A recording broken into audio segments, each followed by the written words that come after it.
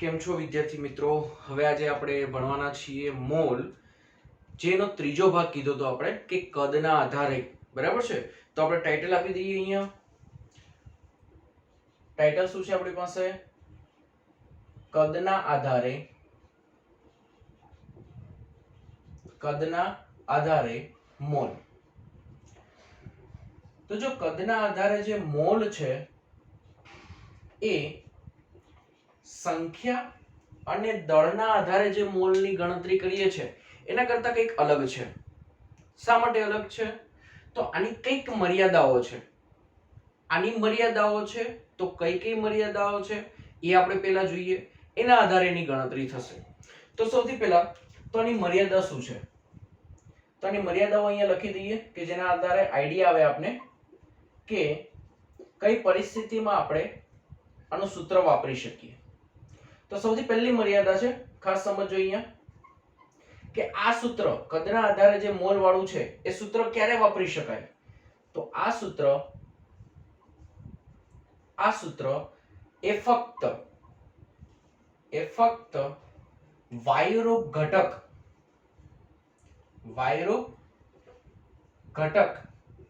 માટે જ લાગુ પડે છે. માટે જ લાગુ પડે છે. તો જો અહીંયા એક મર્યાદા આવી ગઈ છે. કઈ મર્યાદા આવશે? કે ભાઈ જે વાયુરૂપ ઘટકો હોય એના માટે જ તમે કદના આધારે મોલનું સૂત્ર વાપરી શકો. પ્રવાહી કે ઘન અવસ્થા માટે આ કદના આધારે મોલનું સૂત્ર વાપરી શકો નહીં, કે જે સૂત્ર આપણે જોવાના છીએ તે. બરાબર છે? એક વસ્તુ માઇન્ડસેટ ક્લિયર રાખો કે વાયુરૂપ ઘટક હોય તો જ વાપરવાનું છે, નહીતર વાપરી શકાય નહીં. પછી બીજી મર્યાદા શું છે? બે મર્યાદાઓ છે. એમાં પહેલી થઈ ગઈ વાયુરૂપ ઘટક માટે. બીજી, આ સૂત્ર એ ફક્ત એસટીપી તેમજ પ્રાયોગિક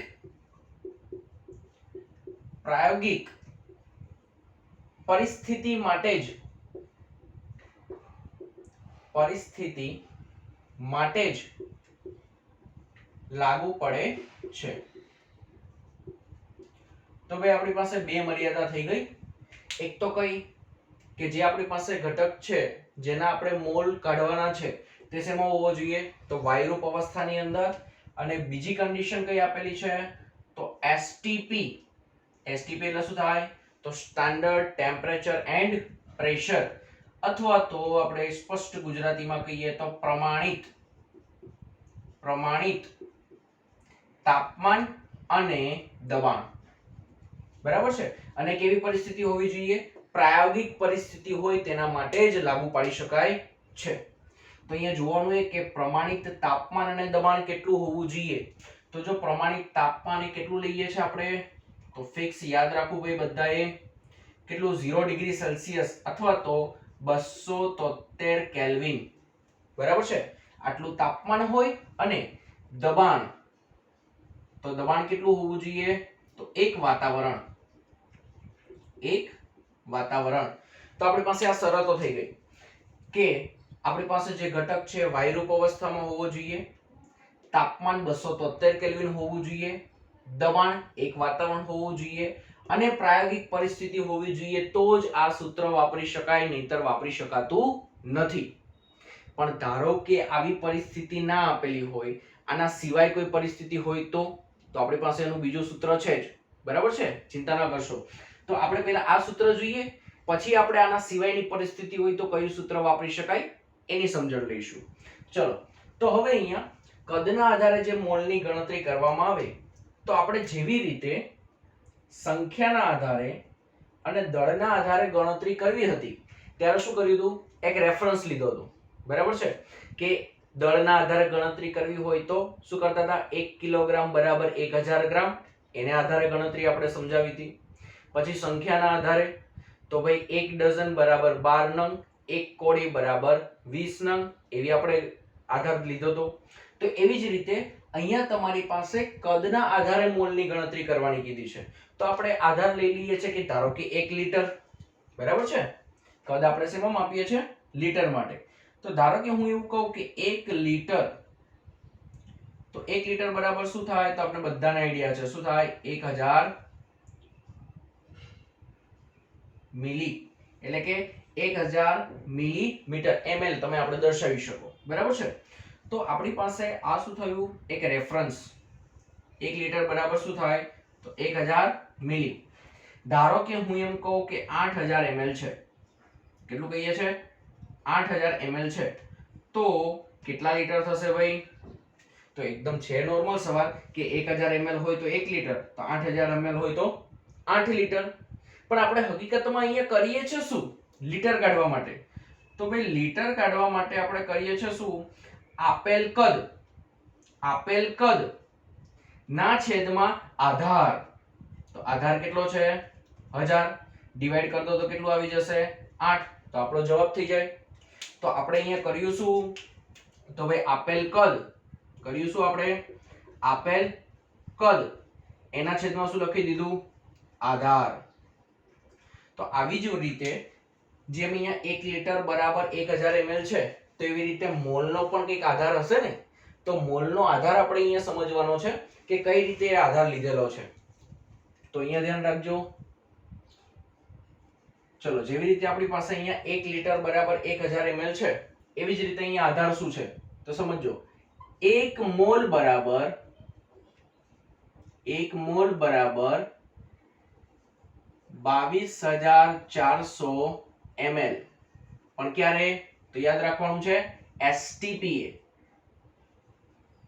STPA. એટલે કે પ્રમાણિત તાપમાન અને દબાણે 1 મોલનું કદ કેટલું થાય? તો 22400 ml. તો આ શું થયું આપણી પાસે? આધાર. તો આપણે એને બોક્સ બનાવી દઈએ, હાઇલાઇટ. યાદ રાખવાનું છે આ કે 1 મોલ બરાબર કેટલા થાય?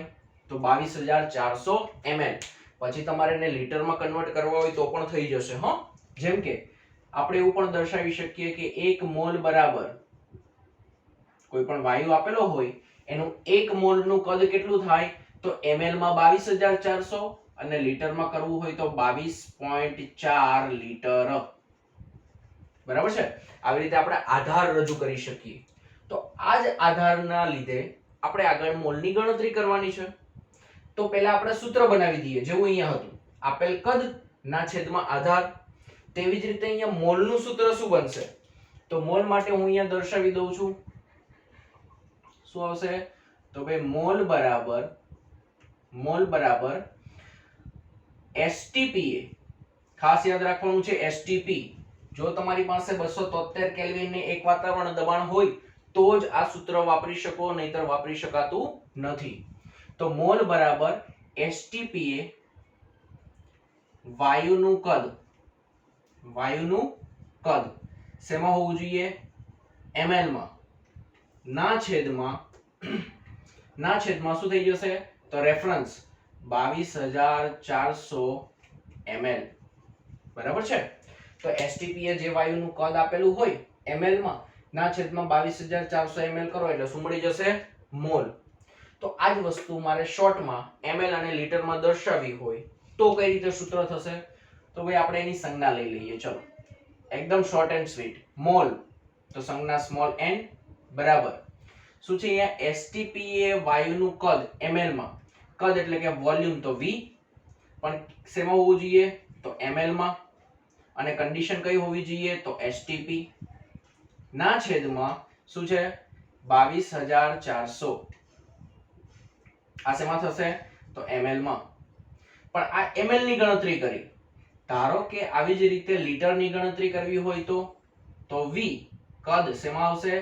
લીટરમાં. પણ ક્યારે? તો STPA ના છેદમાં 22400 ની જગ્યાએ શું થઈ જશે? 22.4. પણ આ શું થઈ જશે? તો લીટર. બરાબર છે? તો આપણી પાસે સૂત્ર આવ્યું મોલ બરાબર STPA કદ ml માં ના છેદમાં 22400 ml, અથવા તો STPA કદ લીટરમાં ના છેદમાં 22.4 લીટર. તો હવે આપણી પાસે મોલના 3 સૂત્ર થયા. ત્રણ સૂત્રને એક સાથે દર્શાવી દઈએ તો કયા કયા આવશે? ખાસ ધ્યાન રાખજો અહીંયા. અને આ જે 3 સૂત્ર છે એના આધારે જ આપણે એક સૂત્રમાંથી બીજા સૂત્રમાં જઈ શકીએ છીએ. એને લગતા દાખલા પણ આપણે જોઈશું એટલે વધારે આઈડિયા આવે. તો અહીંયા મોલ બરાબર શું થાય? તો મોલ બરાબર સૌથી પહેલા આપણે શું ભણ્યા હતા? આપેલ સંખ્યા ના છેદમાં એવોગેડ્રો આંક. પછી મોલ બરાબર શું ભણ્યા? તો દળ બરાબર છે અથવા તો વજન ના છેદમાં આણ્વીય દળ અથવા તો પરમાણુ હોય તો પરમાણ્વીય દળ. બંનેમાંથી ગમે તે લઈ શકો. અણુ હોય તો આણ્વીય દળ લેવાનું, પરમાણુ હોય તો પરમાણ્વીય દળ. અને અત્યારે આપણે ત્રીજું સૂત્ર શું ભણ્યા? ml.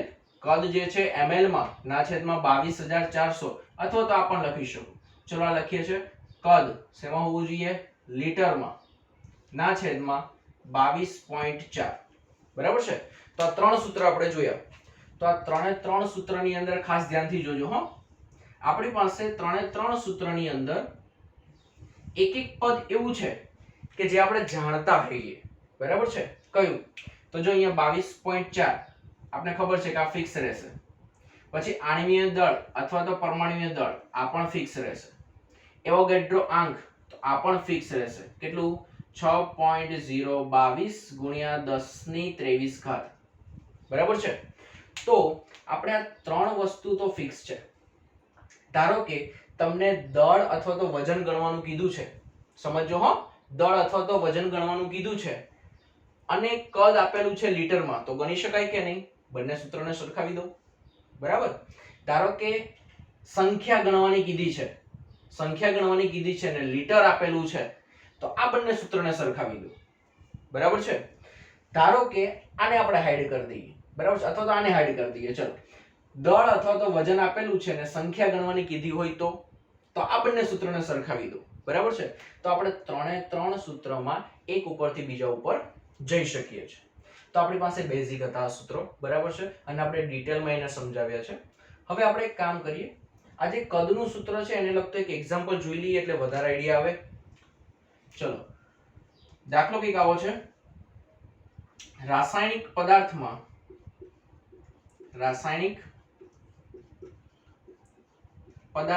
કોઈક રાસાયણિક પદાર્થ આપેલો છે. બરાબર છે. પદાર્થમાં મિથેન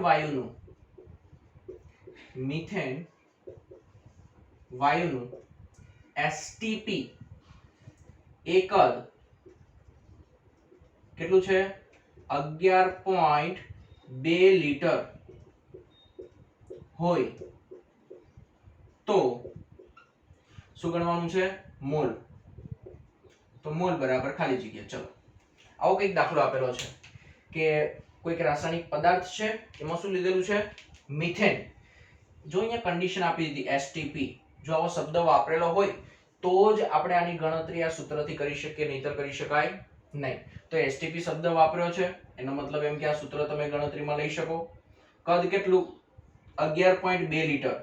તો ગણવાનું શું છે? મોલ. તો સૂત્ર શું થાય? મોલ બરાબર, સૂત્ર ભણી ગયા છીએ આપણે. મોલ બરાબર શું આવશે? STP એ વાયુનું કદ. તો STP એ વાયુનું કદ કેટલું છે? તો ભાઈ 11.2 ના છેદમાં, જો લીટરમાં છે અહીંયા તો આપણે લીટર વાળું સૂત્ર વાપરો. 22.4 તો કેટલું થઈ જશે? 11.2 ના છેદમાં 22.4 એટલે શું થઈ જશે? 1/2. બરાબર છે. 112 2 224 તો 1/2 મોલ. અથવા તો આપણે એવું કહી શકીએ 1/2 એટલે શું થઈ જશે? 0.5 મોલ. ચલો, બધાને કમ્પ્લીટ છે અહીંયા સુધી? ઓકે. તો આપણે ભણ્યા અત્યારે કે કદના આધારે મોલ. પણ કદના આધારે મોલ પણ કઈ કન્ડિશનમાં? તો અહીંયા કન્ડિશન ફિક્સ છે. કઈ હોવી જોઈએ? તો STP. અથવા તો કોઈક જગ્યાએ આવો શબ્દ વાપરે છે NTP. બરાબર છે. STP એટલે પ્રમાણિત તાપમાન અને દબાણ. NTP એટલે પણ એના જેવું જ થાય, નોર્મલ ટેમ્પરેચર એન્ડ પ્રેશર. બરાબર છે. એટલે બંનેમાંથી કોઈ એક શબ્દ રકમમાં આપેલો હોય તો જ તમે આ સૂત્રનો ઉપયોગ કરી શકો, નહીતર કરી શકતા નથી. પણ પ્રશ્ન એ થાય, ધારો કે આવો STP અથવા તો NTP એવો શબ્દ કોઈ નથી આપેલો તો કયું સૂત્ર વાપરવાનું? તો હું સૂત્ર ખાલી તમને જણાવી દઉં છું, જે આપણે નેક્સ્ટ વિડિયો લેક્ચરની અંદર એ સૂત્ર વિશે ડિટેલમાં ડિસ્કશન કરવાના છીએ. સૂત્ર શું છે? તો PV = nRT. સૂત્ર શું છે? PV બરાબર nRT. એમાં ખાસ ધ્યાનથી જો, P એટલે દબાણ, V એટલે વોલ્યુમ કદ, N એટલે મોલ એની સંજ્ઞા, પછી R એટલે વાયુ અચળાંક અને T એટલે તાપમાન. એમાં મોલને કરતા બનાવી દો. કોઈ પણ તાપમાને કોઈ પણ દબાણે તમે મોલની ગણતરી આ સૂત્ર દ્વારા કરી શકો. પણ આ સૂત્ર કઈ રીતે આવે છે અને કઈ રીતે એનો ઉપયોગમાં લેવાનું છે એની ડિસ્કશન આપણે નેક્સ્ટ વિડિયો લેક્ચરમાં કરીશું. બરાબર છે? તો અહીંયા સુધી જોઈ લો અને કોઈ ડિફિકલ્ટી ડાઉટ લાગે તો કમેન્ટ બોક્સમાં મેન્શન કરો. બરાબર છે? Thank you.